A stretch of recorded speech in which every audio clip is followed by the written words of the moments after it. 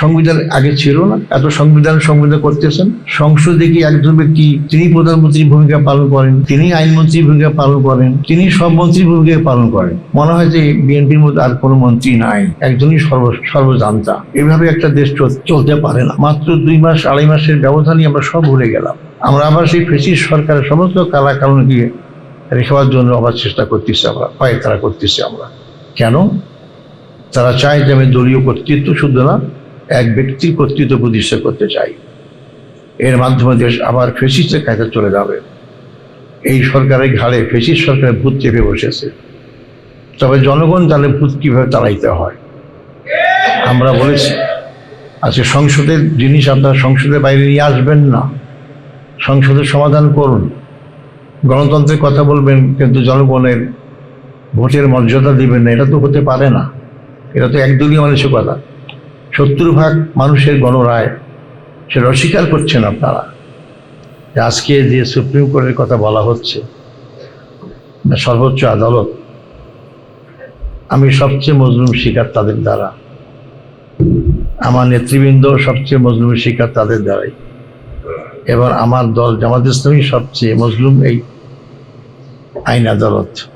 তাদের ঘাড়ে বন্দুক রেখে বিগত আওয়ামী ফ্যাসিস্ট সরকার বিগত 16 বছর সবচেয়ে অত্যাচার জুলুম করেছে বাংলাদেশ জামাত ইসলামীকে। আমি বলেছি চ্যালেঞ্জ দিয়ে যে বাংলাদেশের ইতিহাসে বাংলাদেশ স্বাধীন হওয়ার পর একটা দলের 11 জন নেতৃত্বকে মিথ্যা মামলায় মিথ্যা নাটক সাজিয়ে সরাসরি 5 জন ভাইকে ফাঁসি দিয়ে হত্যা করা এবং 6 জনকে জেলখানায় নানাবিধ সমস্যা এবং বিনা চিকিৎসায় হত্যা করা আর অন্য কোনো দলের হয়নি। এটা বাংলাদেশ জামাত ইসলামীর হয়েছে। এটা করা হয়েছে আইনের নামে বেআইনি কাজ করে, এটাও কিন্তু বেআইনি কাজ করা হয়েছে। সেই সুপ্রিম কোর্ট নির্বাচন আগামী 13 এবং 14 তারিখ। আমি আরও আশ্চর্য হয়েছি, 16 বছরের দীর্ঘ সংগ্রামের মধ্য দিয়ে আমরা যে ফ্যাসিস্ট সরকারকে ক্ষমতাচ্যুত করতে পারিনি, শেষ দিকে আমরা দেখলাম 24-এর একটি ছোট্ট বৈষম্য আন্দোলন যা ছাত্ররা গড়ে তুলেছিল, তার মধ্য দিয়ে তৎকালীন সরকারকে গুরুত্ব না দিয়ে তুচ্ছ তাচ্ছিল্য করে এবং তাদেরকে দমানোর চেষ্টা করার মধ্য দিয়ে সারা দেশ যে ফুঁসে উঠল, তখন সকল শ্রেণীর পেশার মানুষ, এমনকি ছোট ছোট বাচ্চারা পর্যন্ত রাস্তায় নেমে আসলো, যার ফলশ্রুতিতে স্বৈরাচারী সরকারের শুধু পতন হয়নি, বাংলাদেশের ইতিহাসেও এটাই প্রথম যে স্বাধীনতার পক্ষের শক্তি বলে একটা দল তাদের নেতৃত্ব ক্ষমতা যতই শুধু হননি, দেশে থাকারও সাহস তারা পায়নি এবং দেশ থেকে পালিয়ে যেতে বাধ্য হয়েছে। তাহলে কতটা অপরাধ করলে একটা ব্যক্তির একটা দল তার নিজ জন্মভূমি থাকতে সাহস পায় না, এটা আমাদের জন্য একটা বড় শিক্ষা। কিন্তু সবচেয়ে দুঃখ হচ্ছে সে এত রক্তক্ষয়ী সংগ্রামের মধ্য দিয়ে যে একটি পরিবর্তন হলো 24 সালের 5ই আগস্ট, এটা কিন্তু একটা সরকার পতনের ঘটনা ঘটেনি। যে আন্দোলন করেছিল তার একটা দলকে ক্ষমতাচ্যুত করে তারা ক্ষমতা আসবে, এই আন্দোলন তা ছিল না। আন্দোলন ছিল পরিবর্তনের আন্দোলন, দেশকে নতুনভাবে সামনে এগিয়ে যাওয়ার আন্দোলন। আমরা সেই পুরাতন ধারায় আর দেশটাকে চালাতে চাই না। যে সমস্ত কানাকালুর আইনের মাধ্যমে একটা দল ফ্যাসিস্ট হতে পারে, যার কারণে একটা দল শুধু না, এক ব্যক্তির হাতে সমস্ত ক্ষমতা যায়, যার ফলে সে কতটা বিপরা হতে পারে, সেখান থেকে মুক্ত করার জন্য এই আন্দোলন ছিল। নির্বাচন হলো, নির্বাচনে কি হয়েছে আমরা সবাই জানি। জনগণ কিন্তু মুখে মুখে বলে ভোট দিলাম দাঁড়িপাল্লায়, ক্ষমতায় ধানিসির ব্যাপারটা কি? আমার জনগণ ভোট দাঁড়িপাল্লাই দিয়েছিল। এটা তাদের জনগণের বিজয়। আমরা জামাতে সেটা ধরে রাখতে পারিনি। এটা যতই যে ব্যাখ্যা দিই না কেন, এটা আমরা ধরে রাখতে পারিনি। আজকে বাংলাদেশ হতো আরো অনেক পরিবর্তন হয়ে যেত, কিন্তু আমাদের দেশের একটা সমস্যা, আমি ইতিহাসের কথা সবই বলি কিন্তু ইতিহাসে কেউ শিক্ষা নেই। মাত্র 2 মাস 2.5 মাসের ব্যবধানই আমরা সব ভুলে গেলাম। আমরা আবার সেই ফ্যাসিস্ট সরকারের সমস্ত কালাকানুনকে রেখাবার জন্য আবার চেষ্টা করতেছি আমরা, পায়তারা করতেছি আমরা। কেন? তারা চায় যে আমি দলীয় কর্তৃত্ব শুধু না, এক ব্যক্তির কর্তৃত্ব প্রতিষ্ঠা করতে চাই। এর মাধ্যমে দেশ আবার ফেসিস্টের কাছে চলে যাবে। এই সরকারের ঘাড়ে ফেসিস্ট সরকারের ভূত চেপে বসেছে। তবে জনগণ তাহলে ভূত কীভাবে তাড়াইতে হয় আমরা বলেছি। আজকে সংসদের জিনিস আপনারা সংসদের বাইরে নিয়ে আসবেন না, সংসদের সমাধান করুন। গণতন্ত্রের কথা বলবেন কিন্তু জনগণের ভোটের মর্যাদা দিবেন না, এটা তো হতে পারে না। এটা তো একদলীয় মানুষের কথা। 70% মানুষের গণরায়, সেটা অস্বীকার করছেন আপনারা। সংবিধান আগে ছিল না, এত সংবিধান করতেছেন। সংসদে কি একজন ব্যক্তি, তিনি প্রধানমন্ত্রীর ভূমিকা পালন করেন, তিনি আইনমন্ত্রীর ভূমিকা পালন করেন, তিনি সব মন্ত্রীর ভূমিকা পালন করেন। মনে হয় যে বিএনপির মধ্যে আর কোনো মন্ত্রী নাই, একজনই সর্বজান্তা। এভাবে একটা দেশ চলতে পারে না। আজকে রাজপথে কিন্তু আন্দোলন উত্তপ্ত হচ্ছে। আমরা বলতে চাই, আপনার ইতিহাস দেখুন, আপনারা কেয়ারটেকার সরকার মানতে চাননি, তুচ্ছ-তাচ্ছিল্য করেছিলেন, মেনেছেন, কিন্তু আপনাদেরকে অনেক খেসারত দিতে হয়েছে, ক্ষমতা আসতে পারেননি।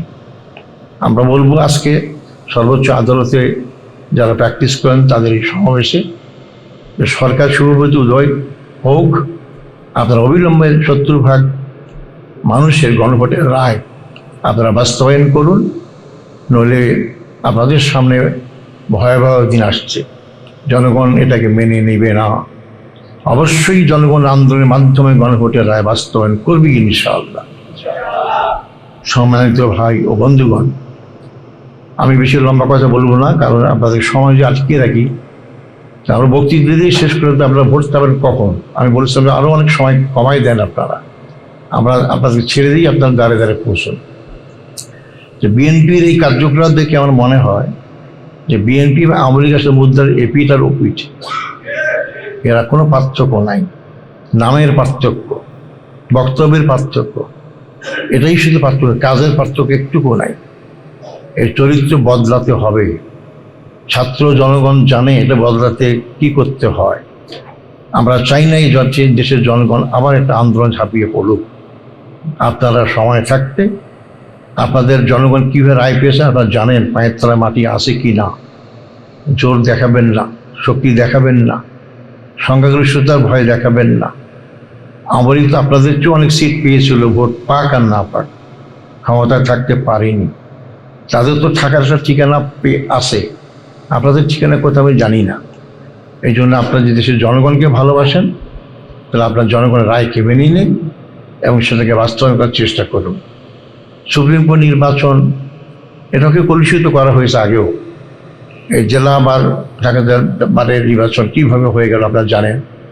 একটু আগেই শুনলেন যে উপনির্বাচনে এতগুলো সিট আসন পাওয়া, 212টা 18টা সিট পাওয়ার পরেও কী হতো যদি ফেয়ার নির্বাচন করা হতো। বগুড়া নির্বাচনে আপনারা কারচুপি করলেন, শেরপুর নির্বাচনে কারচুপি করলেন, বগুড়া নির্বাচনে ধরে দেওয়া হয়েছে, ব্যালট দেখা হচ্ছে, ভোট দেওয়া হচ্ছে, সবটাই করলেন। কেন এটা করার দরকার থেকে? আপনাদের এই দুইটা আসনটা না বলে কেউ গণতন্ত্র হতো না? আপনারা বরং মর্যাদা আসন পেতেন।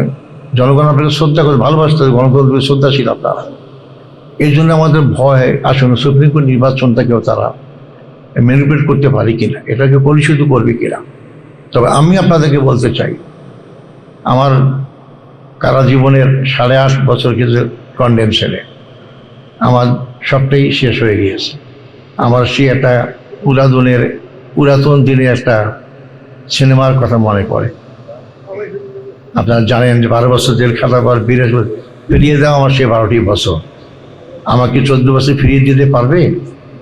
পেরেছে ছাত্ররা। আমার জীবন না, বাংলাদেশে 18 কোটি মানুষের জীবন।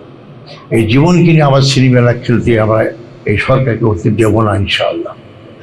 আপনারা নির্ভীকে এগিয়ে যান। সুপ্রিম কোর্ট নির্বাচনে আমরা ভোট কারচুপি করব না, তবে ভোট কারচুপি কাউকে করতে দেব না। সুপ্রিম কোর্টের নির্বাচনে অনিয়ম আমরা করব না, কিন্তু কাউকে করতে দেব না। আপনারা রুখে দাঁড়ান। সুপ্রিম কোর্ট নির্বাচন ইতিহাস আমরা দেখুন, সবসময় সরকার বিরোধী শক্তি জয়লাভ করে। সুপ্রিম কোর্ট আইনজীবীরা যদি সরকারের পক্ষে থাকে, তখন কোর্ট আরও বেপরোয়া হয়ে যায়, মানুষ আইনের শাসন থেকে বঞ্চিত হয়। এবং জনগণ যারা আইনের আশ্রয় নেয় তারা সেখান থেকে সুবিচার পায় না। এই জন্য আমি সচেতন আইনজীবী ভাই বোন যারা এখানে উপস্থিত নেই, আপনাদের মাধ্যমে আবেদন করতে চাই, আপনারা দেশটাকে বাঁচান, সুপ্রিম কোর্টের ভাবমূর্তিকে রক্ষা করুন এবং তার স্বাতন্ত্র্য বজায় রাখার জন্য আপনারা বাংলাদেশ লয়ার্স কাউন্সিল মনোনীত 11 দলীয় ঐক্যের মাধ্যমে আমরা যে সবুজ চ্যানেল আপনাদের সামনে উপহার দিয়েছি, তাদেরকে বিপুল ভোটে আপনার জয়লাভ করে এই সুপ্রিম কোর্টের ভাবমূর্তিকে রক্ষা করুন এবং সরকারকে এবং সরকারের প্রভাবমুক্ত আমাদের আইন আমাদের সর্বোচ্চ আদালত জন্য হতে পারে, তার জন্য আপনারা সবুজ চ্যানেলকে ভোট দিয়ে আবেদন করে আমি আপনাদের সামনে সবুজ চ্যানেল যারা আমাদের অংশগ্রহণ করছে নির্বাচনে তাদেরকে আমি এক এক করে পরিচয় দিয়ে দিতে চাই। আসবে সবাই আছে এখন? জি, মেম্বার থেকে। জি, প্রথমেই আমি সদস্য মেম্বার থেকে নাম শুরু করছি। নাম বলবো, উনি দাঁড়াবেন, হাত তুলবেন, যেখানে যেখানে থাকবেন সেখানে হাত তুলবেন। মোহাম্মদ নাইমুদ্দিন লিখন, হাত তোলো। জি জি, ওনার ব্যালট নম্বর 16। আচ্ছা, এরপর আচ্ছা, অ্যাডভোকেট গিয়াসুদ্দিন মিঠু ভাইয়ের ছেলে। ও তাহলে আলাদা পরিচয়। ঠিক আছে, ঠিক আছে, আলহামদুলিল্লাহ। এরপরে জুবায়ের তাইয়েব, ব্যালট নম্বর 11। হ্যাঁ, ব্যালট নম্বর 11। আচ্ছা, এরপর ফাইজুল্লাহ, ব্যালট নম্বর 10। এরপর ব্যারিস্টার মাহমুদুল হাসান, জি, ব্যালট নম্বর 8। ব্যারিস্টার ইসরাত জাহান অনি, ব্যালট নম্বর 6। জি, Farzana Khanam,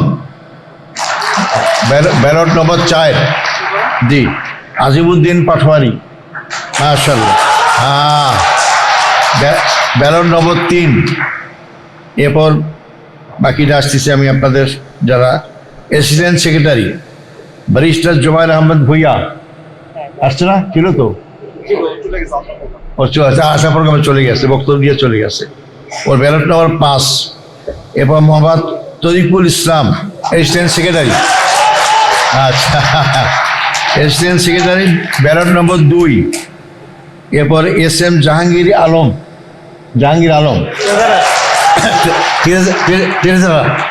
treasurer, ballot number 2। AKM Rezaul Karim Khandakar, উনি আমাদের সেক্রেটারি, ব্যালট নম্বর 1 এবং একজনও হয় ইনশাআল্লাহ। মঈনুদ্দিন ফারুকি, জি, আমাদের ভাইস প্রেসিডেন্ট, ব্যালট নম্বর 4। এরপর মোহাম্মদ আব্দুল হক, জি, senior advocate, vice president, ballot number 1। এরপর president Abdul Baten, ballot number 2।